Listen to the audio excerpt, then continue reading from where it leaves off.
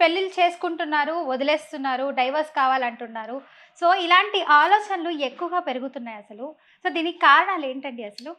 ఇప్పుడున్న పరిస్థితుల్లో ఏంటంటే అండి, అంటే డైవర్స్ ఎక్కువగా పెరగడానికి కారణం ప్రజల్లో ఒకటండి. ఒకటి హ్మ్. స్ట్రెస్సు, హ్మ్. 2 పని ఒత్తిడి.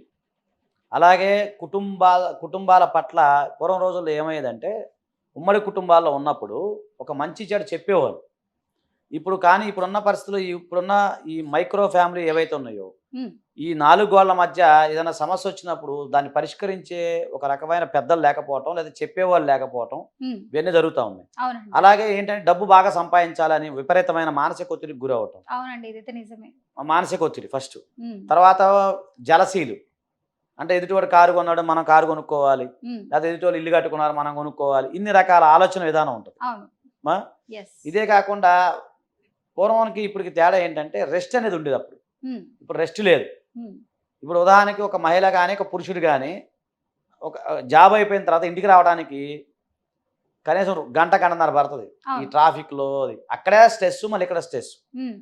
సో, ఇంటికి రాగానే ఏముండదు.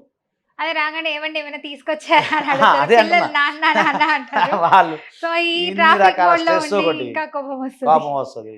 ప్లస్ మనం తినే ఫుడ్డు, హ్మ్. సరైన ఫుడ్ తీసుకోకపోవటం కూడా. అవును. ఫుడ్ కూడా one of the reason. Okay. మంచి ఫుడ్ తీసుకోవాలి. హ్మ్. అలా కాకుండా ఈ పిజ్జాలు, బర్గర్‌లు ఏవో ఉంటాయి కదా! పేర్లు మాకు తెలీవు గానీ, హ్మ్. వాటి వల్ల కూడా మానసిక ఒత్తిడి పెరుగుతుందని చెప్పి కొంతమంది శాస్త్రవేత్తలు క్లియర్‌గా చెప్తా ఉన్నారు. హ్మ్. సో, వీటన్నిటితో పాటు అర్థం చేసుకునే మనస్తత్వం కలిగి ఉండాలి. హ్మ్. ఓర్పు, సహనం, నేర్పు. అంటే పార్ట్నర్.